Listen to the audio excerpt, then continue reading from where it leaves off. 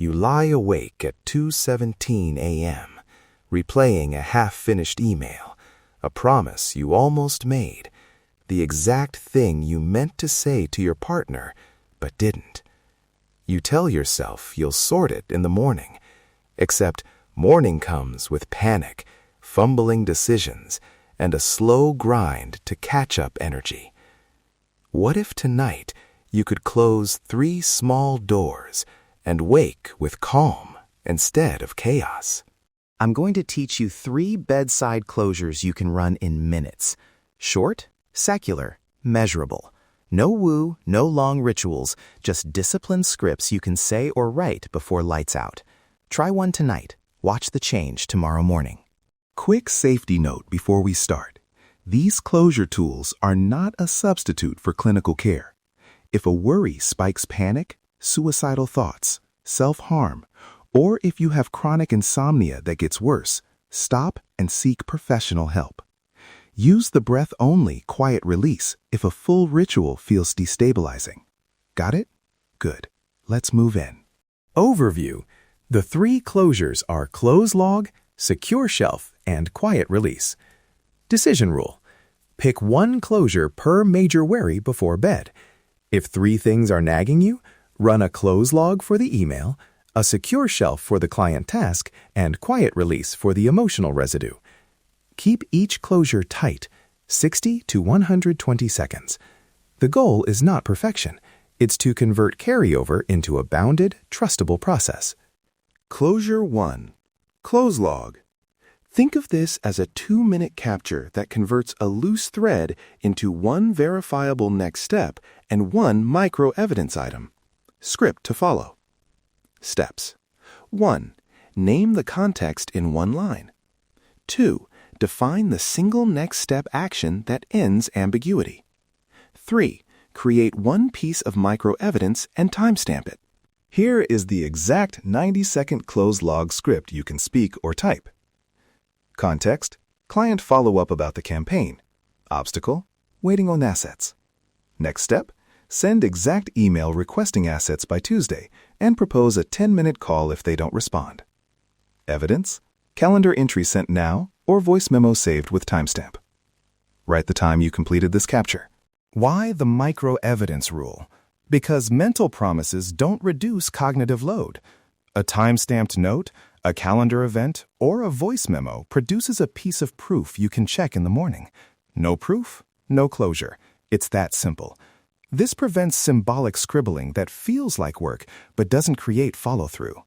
Closure 2. Secure shelf.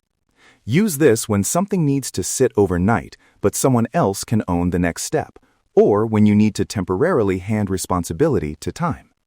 The secure shelf is a tiny handoff. Name the owner, define a 1-item proof, and schedule a 24 to 72-hour revisit. Scripts for secure shelf. Household example. Hey Sam, I'm going to shelf the laundry pickup. Can you take it Monday? If yes, reply, got it, and I'll set a reminder for Wednesday if it's not done. Client example. I'll hold this client update until assets arrive. If you can confirm ownership, please reply, and I will not act until you do. If I don't hear within 48 hours, I'll follow up. Solo use. I'm assigning myself the priority, but I'm creating a concrete proof. Calendar reminder for Tuesday 9 a.m. with the note, resume here. Always ask for explicit acceptance when another person is involved. Important secure shelf default. When you can't get explicit owner confirmation, use private storage, an encrypted note, a private reminder, a non-public calendar event, and set a 24-72-hour revisit. Do not post publicly or performative share. Ownership without consent creates friction and missed responsibilities. Closure 3. Quiet release.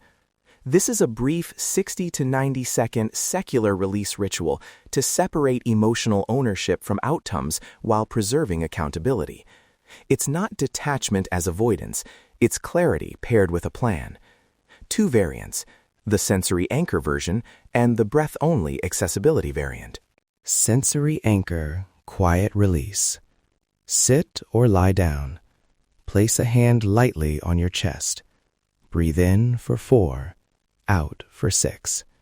Say out loud or in your head, I acknowledge this feeling and I will act where needed. Right now, I release the ownership of outcomes to time and clear next steps. Visualize placing the worry on a small shelf and closing the shelf door. Finish 3 slow breaths and note 1 accountable step, either a close log entry or a secure shelf instruction. 3 rounds of slow, exhale-focused breathing. On each out-breath, say silently, I notice, I commit, I let go. If the ritual brings up intense distress, stop and seek help. This isn't for resolving trauma in one sitting. Delivery mechanics. Where to store close logs. Use a dedicated encrypted note, a voice memo timestamp, or a calendar event labeled close log. For secure shelf copy, only those who need to confirm. Avoid broad CCs. Private defaults. Encrypted notes, personal reminders, or a physical card in a bedside box if you prefer analog. Worked examples, so this isn't abstract. Example 1. Stalled email becomes closed lock. You write the one-line context, the one next step email sentence, then create the calendar entry. Send follow-up if no reply by Tuesday 10 a.m. Example 2. A client task you can't finish gets secure shelf. Ask for explicit owner acceptance, or create a private reminder and set revisit time. Example 3. After a heated text exchange, use quiet release. 3 breaths, 1-line intent, I will respond tomorrow with clarity, and a close log with the intended reply draft. The 3-day night probe. Run an experiment. Pick one closure method for 3 nights. Track 3 conservative metrics. 1. Morning reactivity minutes, time spent feeling anxious before you can act. 2. First hour completed actions, how many meaningful tasks you actually complete. And 3. Sleep interruption count. Keep a simple log. Date, closure used, metric numbers. Small, measurable change is the win. Don't chase perfection. Safety flags and limits. If a worry includes imminent harm to you or someone else, do not shelf. Act now and contact emergency services or a trusted professional. If the quiet release surfaces severe trauma or makes sleep worse, pause and seek a clinician. For secure shelf, always require owner confirmation when another person is involved. Use the backup auto reminder template if confirmation isn't possible. Common failure modes and quick course corrections. Failure 1. Symbolic logging without proof. Fix. Require the micro-evidence rule before bed. Failure 2. Over-shelving that defers necessary repair. Fix. Set a revisit window no longer than 72 hours and add an escalation step if unresolved. Failure 3. Using release as avoidance. Fix. Pair quiet release with either a close log or a secure shelf so accountability remains intact. Guided micro apply. Let's run a 90-second close log right now. Take a breath.